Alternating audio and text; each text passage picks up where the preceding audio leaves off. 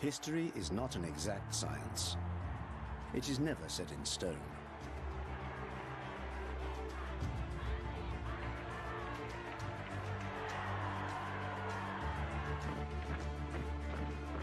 As time passes, knowledge of the past is refined and evolves.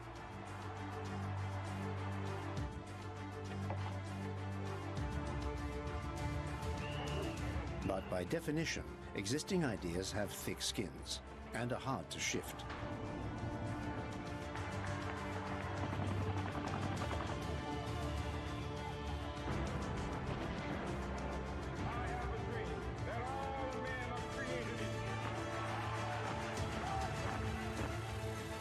To understand the realities of the world, you sometimes have to shake them up and decipher the facts by looking at them another way.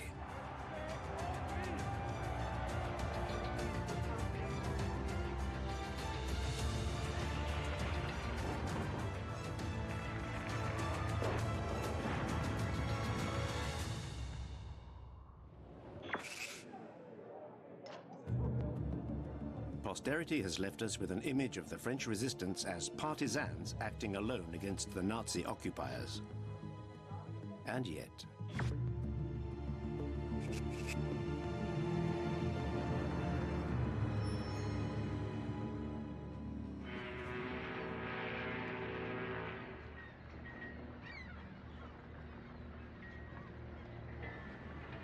On July the 22nd, 1940, a stream of passengers disembarked from a ship in the port of Southampton, in the south of England.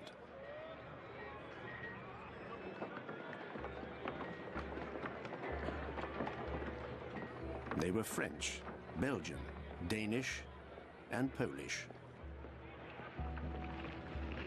Since Hitler invaded their country, more than 30,000 refugees had already crossed the Channel. Most were searching for better days, though a handful wanted to continue fighting.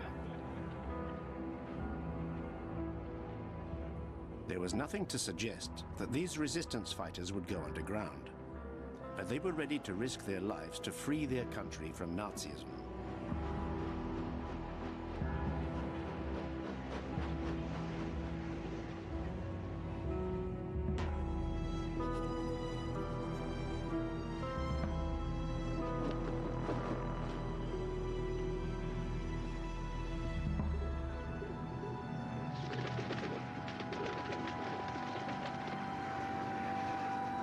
On that same July the 22nd, 1940, 130 kilometers away, an oppressive atmosphere pervaded the British capital. Great Britain was the last power to resist Germany, and the Wehrmacht threatened to land on its shores. Despite this, Winston Churchill remained confident. The Prime Minister was convinced that it was possible to avert the threat by urging the defeated populations to revolt against their occupiers. A completely iconoclastic strategy. To an incredulous audience, he gave the order, "Put Europe to fire and blood." Very quickly, a new secret service was created. Its mission was to coordinate subversive actions in occupied Europe. The name of this organization was the Special Operations Executive, or SOE.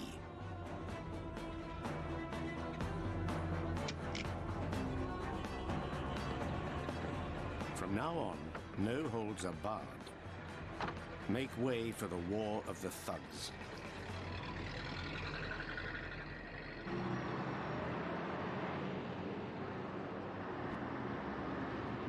In the heart of London, the new service took up residence in Baker Street, in total secrecy.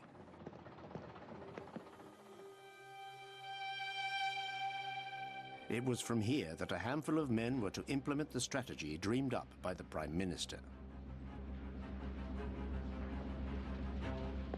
In each country, clandestine networks would be responsible for harassing the enemy until defeat. At first, the SOE had no contacts on the continent.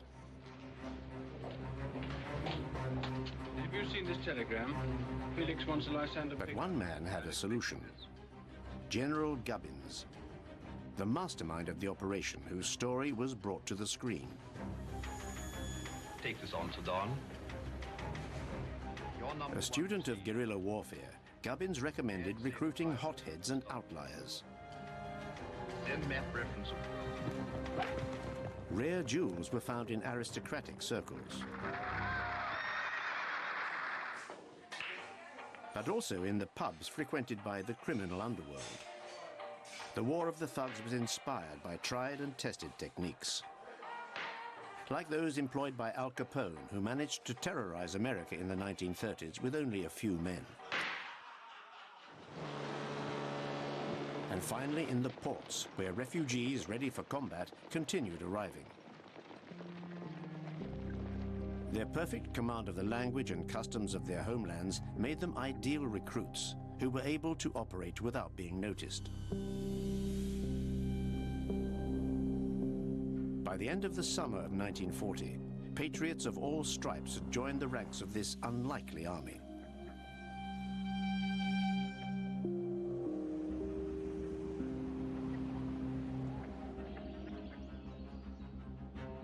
Ready?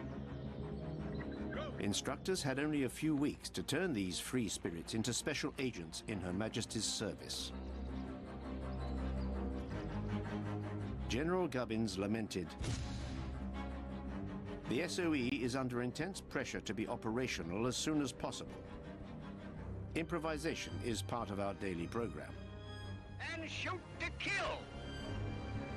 Guerrilla techniques. Practice with explosives. First, a vicious bash with a tin hat, then grab at the fork. Courses in silent killing. And that's the end of that one. Not to mention the essential practice of parachute jumping. Novices were warned. Only one man out of two will return alive.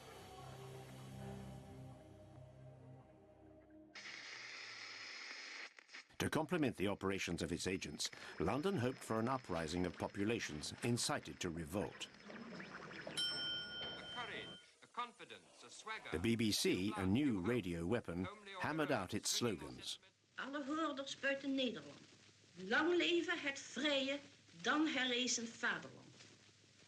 In the songs they've written, they speak to us of the lands they've left behind them, and of what they think of the enemy. Listen. On vous saura, on a eu la Bastille. Tremblez, tyran, vous n'êtes pas vainqueur. All in vain. Stunned by the whirlwind victory of the Reich, the crowds remained deaf to these messages.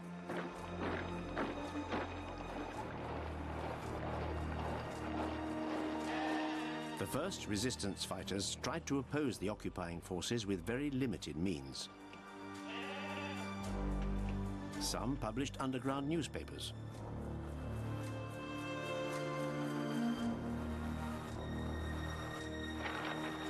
Others slashed the tires of Germans or cut their phone lines.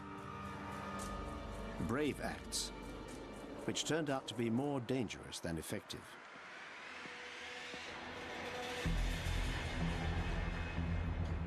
Churchill became impatient. He harassed his staff. When will we decide to send out saboteurs to cripple the enemy? In the spring of 1941, a handful of volunteers set off for the old continent, under the sneering eyes of the Royal Air Force pilots.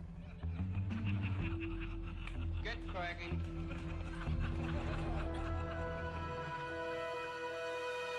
In the opinion of its leader, General Portal, this war of thugs was beneath the gentlemen of the army. Reluctantly, he gave up 4 old aircraft that nobody wanted anymore.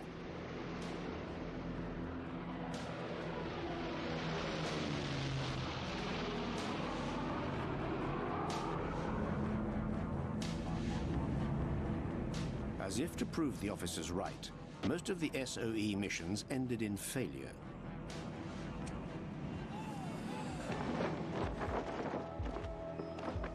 One volunteer who was supposed to be dropped in Belgium landed in Germany, in the middle of a prison camp.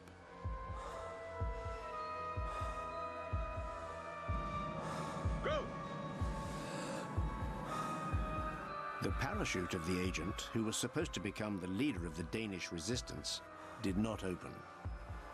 His corpse revealed to the Germans the covert activity of the British. All hopes of a quick infiltration in Denmark collapsed.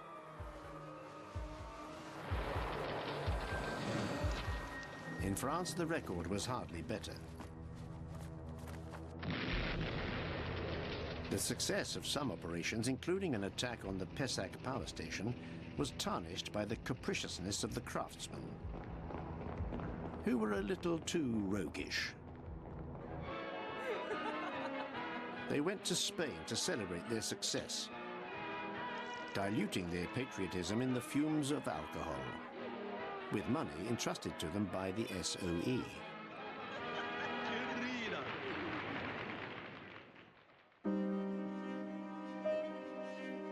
Above all, the anti-German demonstrations encouraged by the BBC were, for the most part, violently repressed.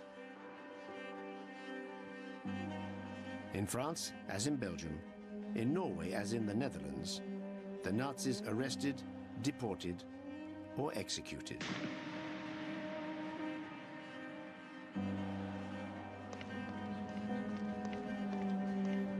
"18 months after its creation, Winston Churchill ruminated on the failures of his shadow army.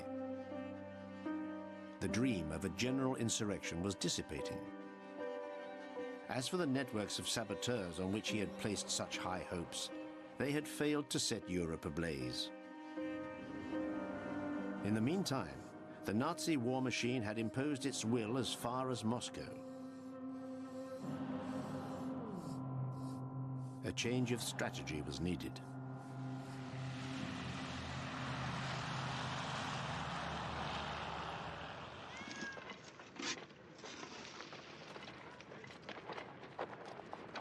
At the beginning of 1942, hope was reborn. Despite the pounding of German bombers, England had valiantly resisted. Any threat of invasion was now over.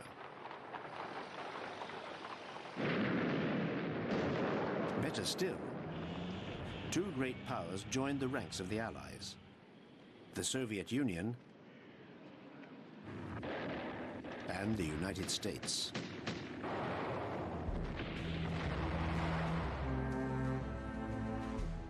By joining forces, the three leaders hoped to achieve a classic military victory, culminating in a landing on the old continent.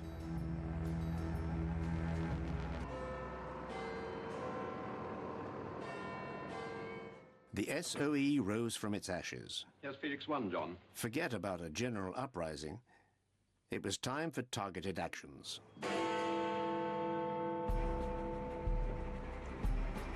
From then on, the mission of Her Majesty's agents was to weaken the enemy while awaiting future military operations.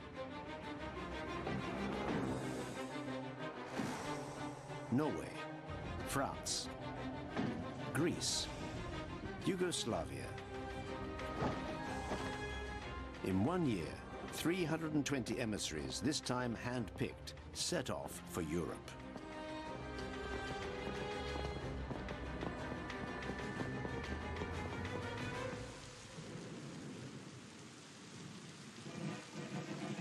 There was still one major obstacle. Most of the powers in exile in London were opposed to the offensive strategy. Fearing reprisals against the Belgian people, the head of the government, Hubert Pierlot, demanded that the resistance be limited to intelligence. But what did it matter to the British? National sovereignty was of little consequence in the fight against the Nazis. British priority was to strike at Belgium's steel industries, a real boon for the Wehrmacht. On January the 28th, 1942, the SOE played a trump card. A former law student who had arrived in London in the early days of the conflict, André Vendelin.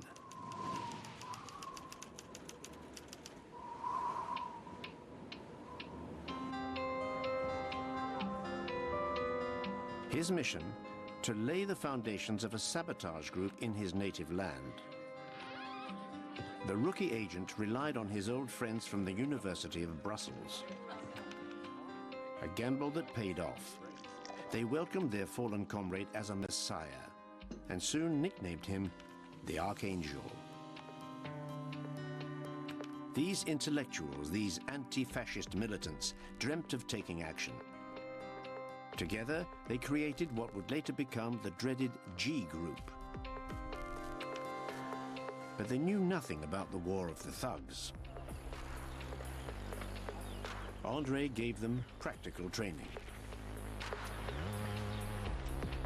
The development of each detonator was passionately discussed. Their credo, to cripple the occupiers while avoiding unnecessary destruction.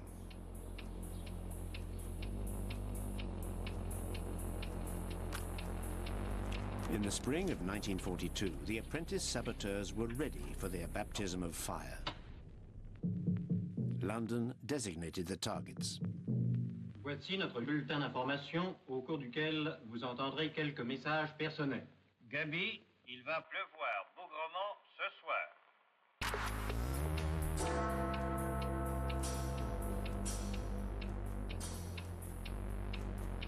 Their attacks were remarkably precise. A railroad line between Liège and Cologne. Scornful of the danger, André Vendelin and his friends rejoiced.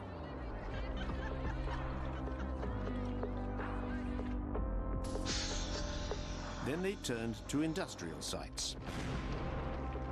The SOE was over the moon.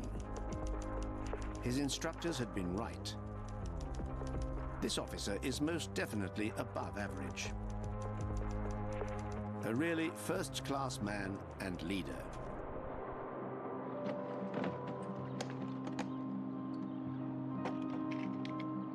Very quickly, the Belgian agent deployed the G Group all over the country. Leaving his comrades to operate on their own, he set out to recruit new idealists from every corner of the country.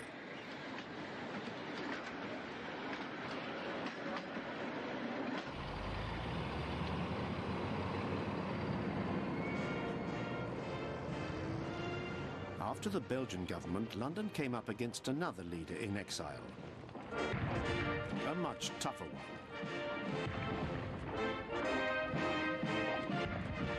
Charles de Gaulle.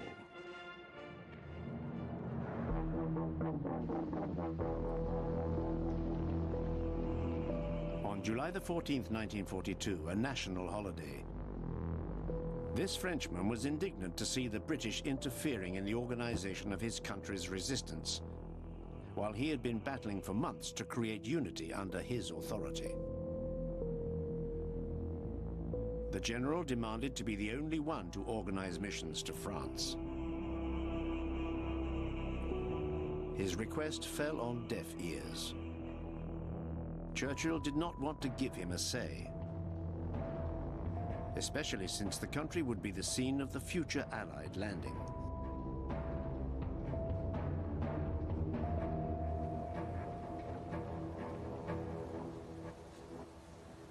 In the autumn of 1942, about 50 SOE agents were already operating in the country. And London did not intend to stop there. On the night of September the 24th to 25th, the Royal Air Force pilots were astounded. Good evening, sir. Good evening. They were going to drop a woman on enemy soil. How do you do? And this is Felix. How do you do? According to the ever-transgressive General Gubbins, they were more reliable than men.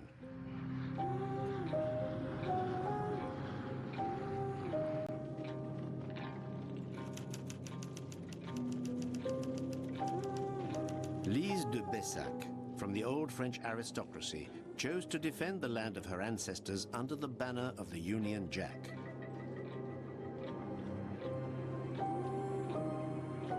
At 1 a.m., she let herself slide into the void.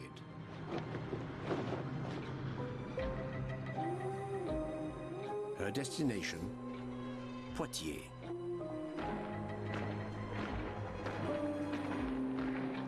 Lise demanded to have the same responsibilities as a man. She said, I warned them. I refuse to play Mata Hari. Baker Street entrusted her with a major mission: to accelerate the growth of the secret networks in the Southwest Zone.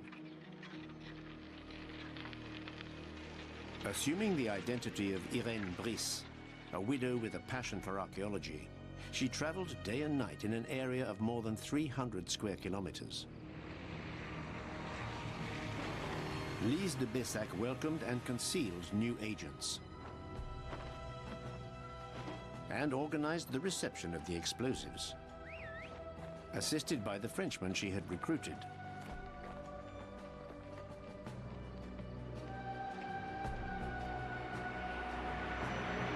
The containers were then distributed to resistance fighters following orders from London.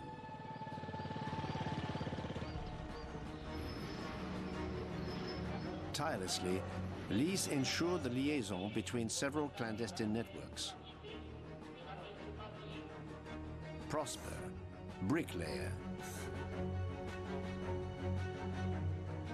and also Scientist, founded by her younger brother Claude, also an SOE agent and one who shared his sister's rebelliousness and fierce patriotism.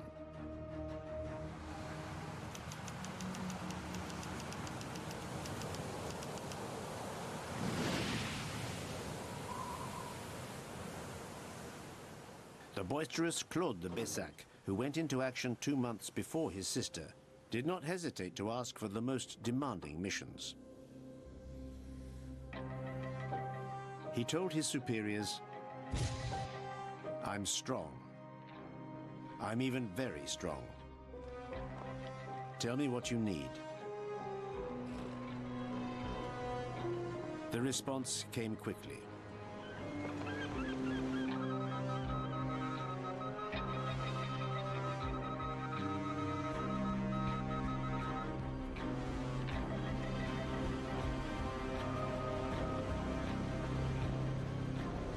Her Majesty's agent gained the loyalty of most of the French employees at the Bordeaux base, which harbored German U-boats.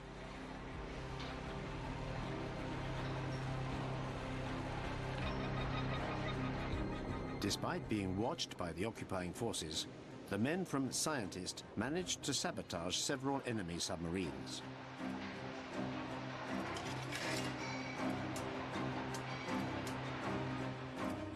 Claude de Bessac sent detailed plans of the base to London and information on the ships crossing the Atlantic.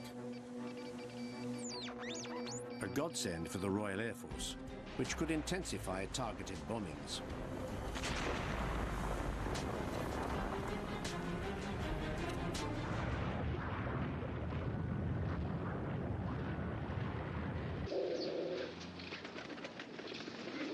In the winter of 1942, Churchill was relieved to learn that the guerrilla warfare conducted by his shadow army was beginning to pay off.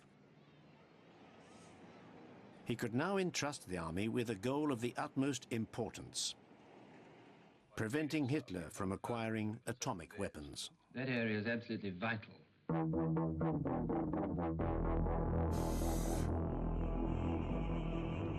A team of specially trained Norwegian agents was dropped into the far north. Hand-picked for their physical strength, the men reached their target after a 10-day journey at minus 30 degrees.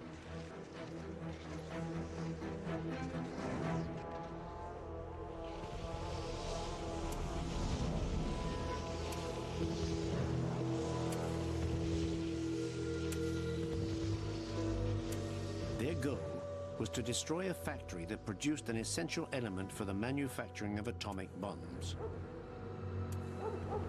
heavy water. 200 German soldiers guarded the building day and night. The operation resembled a suicide mission.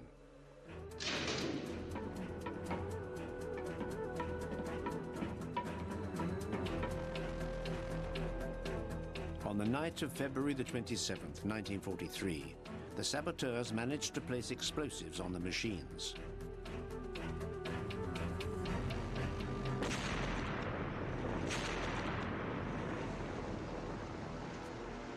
Half a ton of heavy water was destroyed, and production was hampered for several months.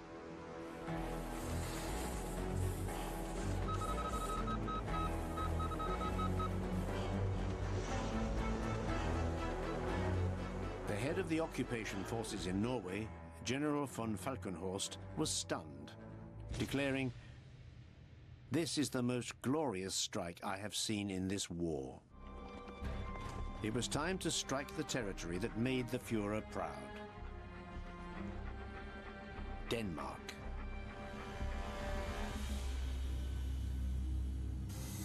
This ideal protectorate offered the German Navy control of the Baltic Sea, as well as access to the North Sea.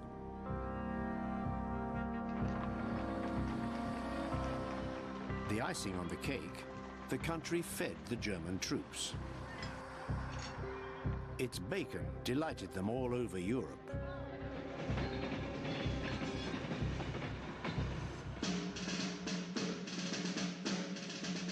This Nazi stronghold stubbornly resisted the SOE. Since the tragic parachute jump of the agent charged with organizing the Danish resistance, all British infiltration attempts had failed.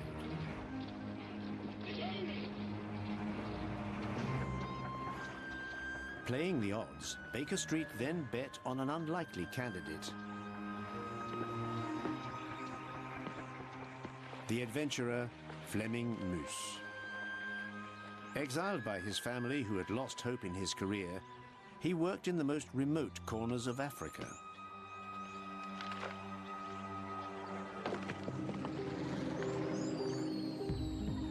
Overwhelmed by a patriotic fever, he rushed to London in search of a role that suited him. On March the 11th, 1943, the ex-coconut seller returned to his native land. I threw myself on my knees and kissed the earth. I was in Denmark.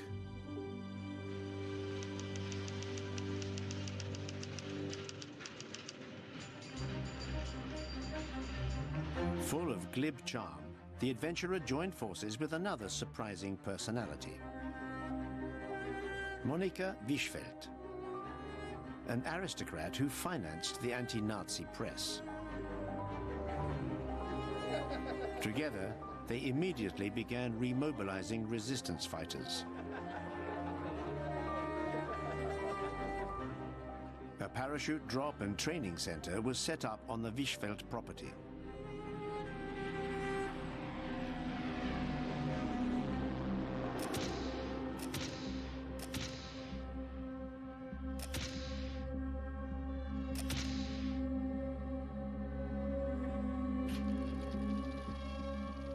Across the country, networks were finally taking shape. Cameras in hand, conscious of writing history.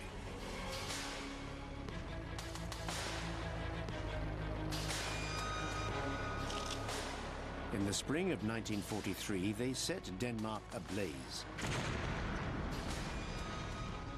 Everything was blown up.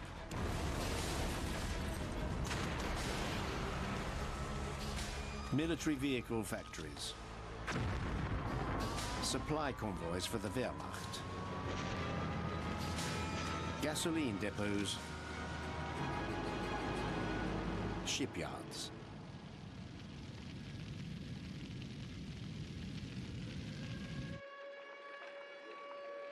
Shaken out of its slumber, the population backed the saboteurs. In a few weeks, Denmark was on the verge of insurrection.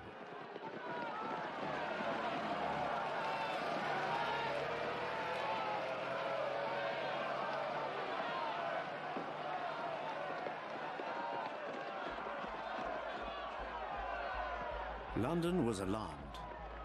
Overzealousness could expose the nascent resistance to violent repression. Norway and Denmark, different here. On June the 19th, 1943, Ralph Hollingworth, the head of the Danish branch, tried to bring his agent back into line. Slow down. You have reached a breaking point. You must obey this order. In vain. The former deadbeat met Varinka, Monica Wichfeld's daughter.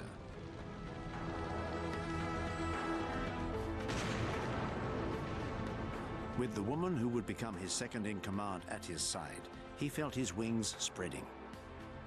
The tandem wanted to tip the country into the camp of the Allies. Our goal is a popular uprising, proclaimed the rebel. What London had feared would eventually come to pass. On August the 29th, 1943, Denmark was declared an enemy of the Reich.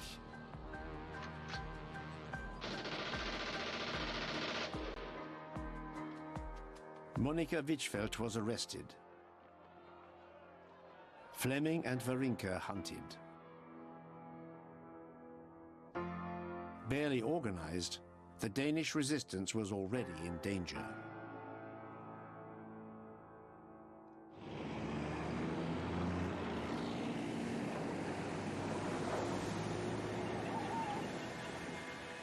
In the autumn of 1943, bad news was pouring in.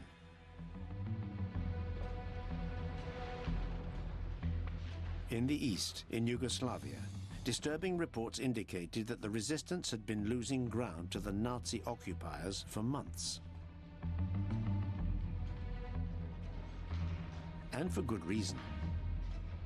The royalist resistance movement, financed by London, had broken free from British directives. In some areas, Chetniks even fraternized with the occupiers.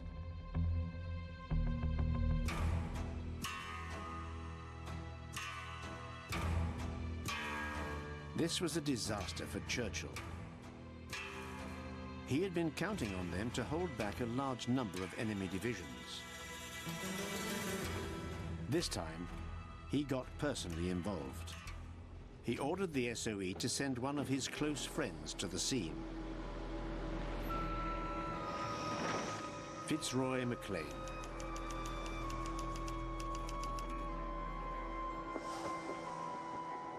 A seasoned diplomat, the Scottish envoy was charged with assessing the military power of the other Yugoslavian resistance organization,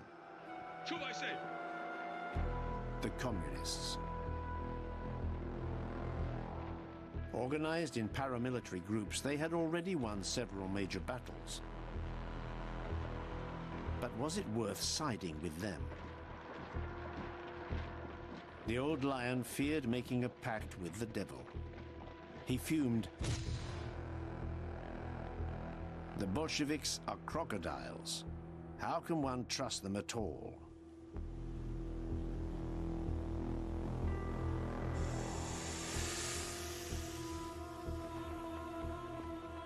Upon his arrival, Fitzroy MacLean was taken to a remote cave, the headquarters of the Yugoslav Partizans leader. Josip Broz, known as Tito, wanted to win British support to become a leader in the fight against the Nazis.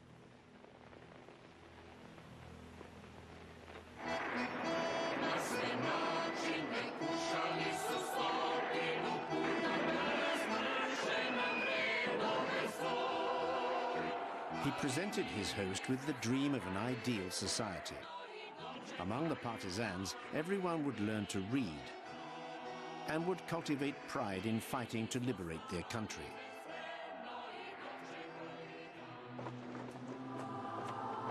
Women represented almost a quarter of the workforce. Enthralled, the dashing diplomat met Olga, her pistol strapped to her belt, and the female commander who punctuated her arguments with punches on the table. And above all, Stanja Tomasevic, a 22-year-old teacher who would become an icon of the Yugoslav resistance. The Briton reported enthusiastically, "Tito brings to the resistance against the Germans courage, realism, ingenuity, and good sense. To find so much independence of spirit in a communist is unheard of, and amazing to me." However, Maclean noted that Tito intended to establish a system based on the Soviet model in his country.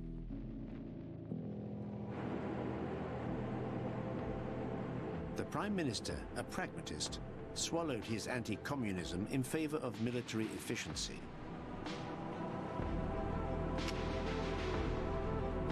Dozens of tons of weapons were quickly delivered to the partisans.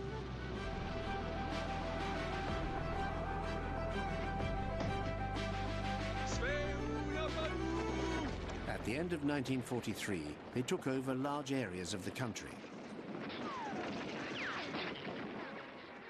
The leader of the Yugoslav resistance succeeded. Marshal Tito is the man who has kept several divisions of German troops tied down in the mountains of Yugoslavia. More, he has inflicted heavy casualties on those same troops. Tito's partisans are far more than guerrilla fighters. A formidable army, well equipped from the arsenal of the Allies.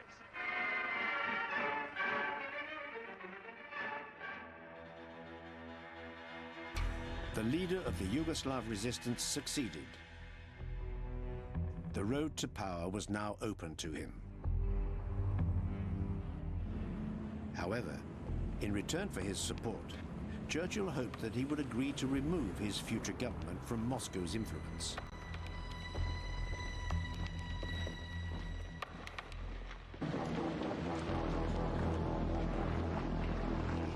The time had come to strike the Reich with a fatal blow.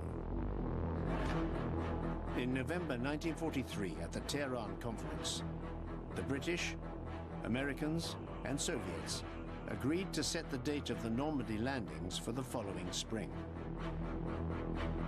The Shadow Army had to prepare its role in the final act. Operations room? Oh, good. Catch 16 beef beer.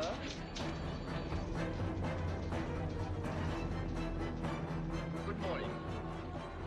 General Gubbins, the brain of the SOE, recalled his best agents to London to distribute roles. Before we recruit our people for the job. Among them were Claude de Bessac, André Vendelin, the Belgian, and Flemming Muus, the Dane, who managed to escape the clutches of the Gestapo. In Denmark, as well as in Belgium, clandestine units, including those of André and Flemming, were in charge of destroying communication routes. The objective was to prevent the Wehrmacht from moving its forces to the Normandy front, while the Allies gained a foothold on the continent.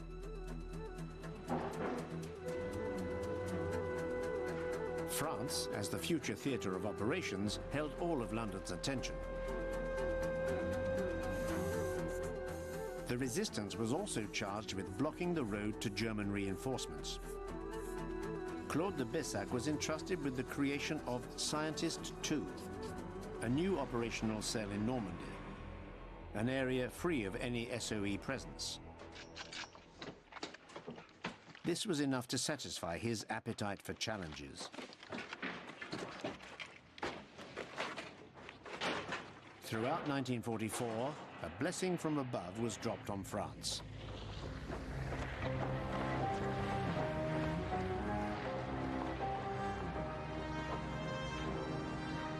"85,000 containers of rifles, of machine guns, of hand grenades, intended for the patriots who were ready to fight."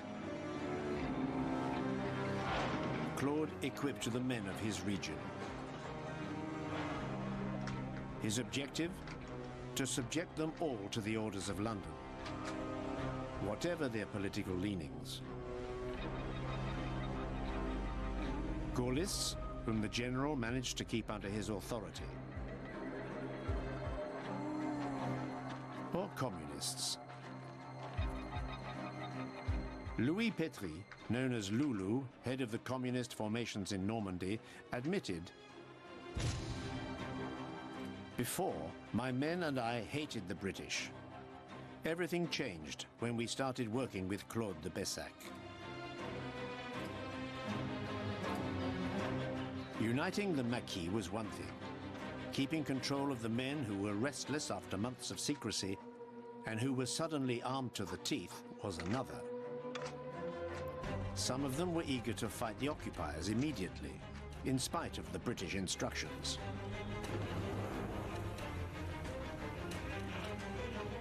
Soon, Scientist 2 was on the verge of implosion.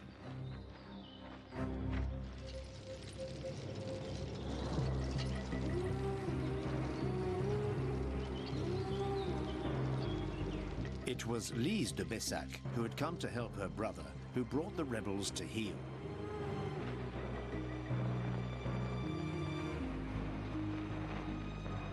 With diplomacy, she brought them back to reason. Drawing the attention of the Germans in our sector before the arrival of the Allies would compromise the success of the operation.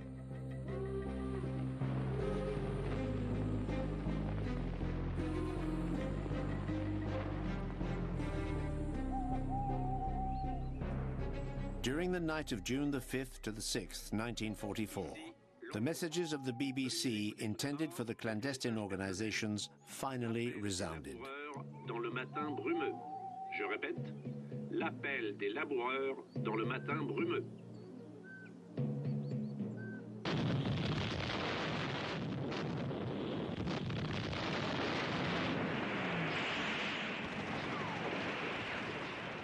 As 130,000 Allied soldiers landed on the beaches of Normandy, the Shadow Army went on the attack. Je répète, et l'on n'a rien perdu quand on garde l'espoir.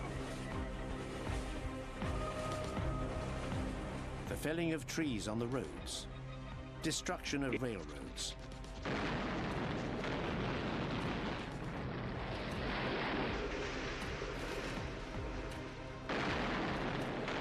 cutting of telephone lines.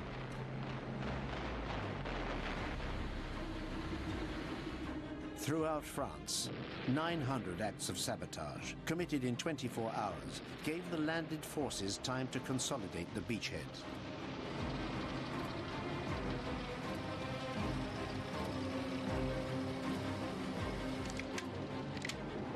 Ici, Londres. Une tasse de thé quand la nuit tombe.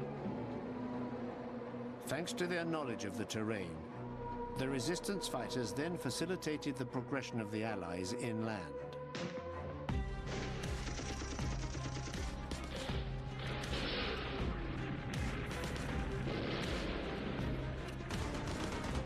Lise de Bessac also took part in convoy attacks.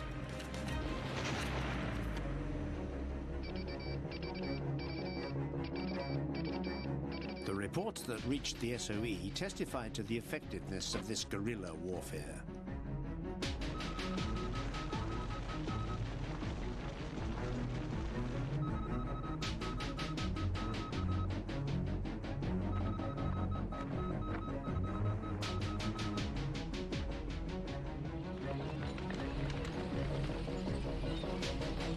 At the end of July 1944, the Allies broke through the German lines, supported by 500,000 French resistance fighters.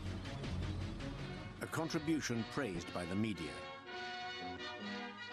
The Maquis, secretly trained and disciplined, have exceeded all estimates of the help expected from them. In Chartres, as elsewhere all over France, you see them in action alongside Americans during the liberation of that city.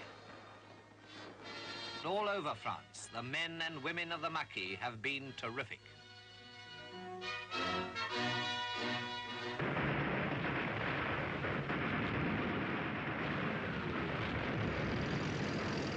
Once France was liberated, the Allies advanced towards Germany.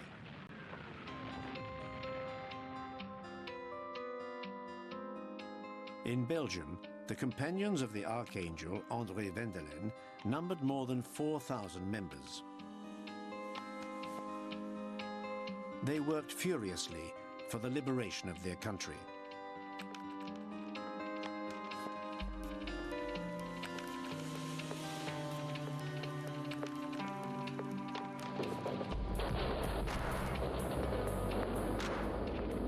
Similarly, in Italy, the patriots armed by London precipitated the retreat of the Germans. They accelerated the advance of the Anglo-American troops and liberated more than 100 cities by themselves, like Florence, Genoa, and Milan.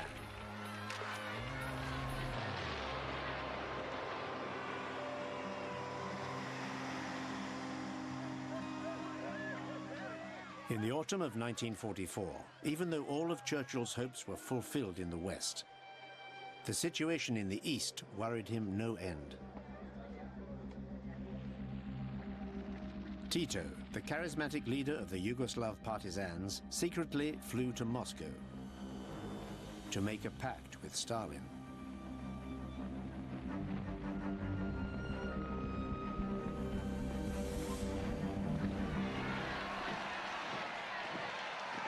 On October the 20th, 1944, Tito's partisans liberated Belgrade, thanks to the support of the Red Army.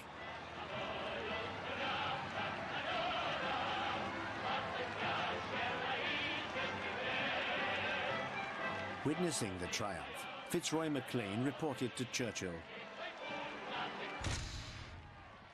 "Tito has firmly established himself in the capital. He controls practically all of Yugoslavia." The Prime Minister had to give up his illusions. The man he had supported was indeed going to establish a communist government in his country. A failure that he did not intend to suffer twice.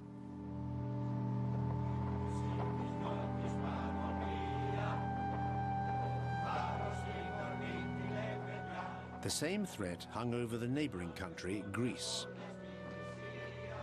Entire regions were liberated by the communists without any help from the SOE.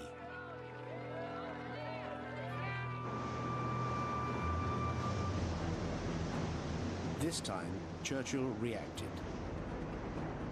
It was out of the question to lose this territory, which was vital for control of the Mediterranean.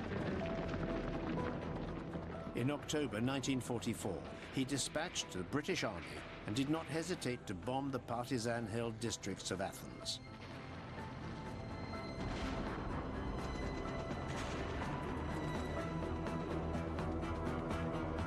To top it all, London enforced the return of the unpopular King George II, a time bomb that would throw Greece into a terrible civil war.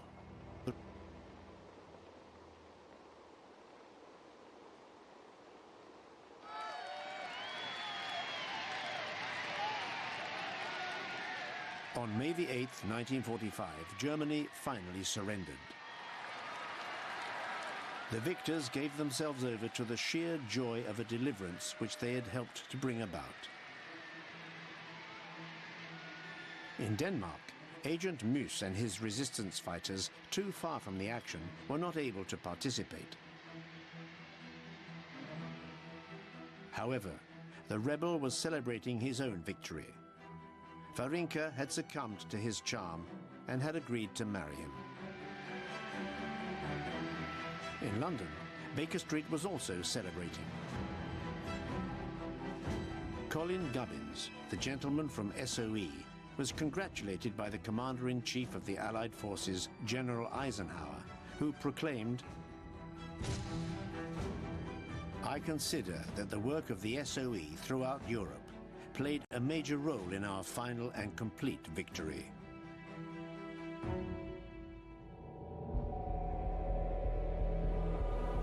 However, in order to restore their national pride, most countries in the post-war period were quick to ignore London's role.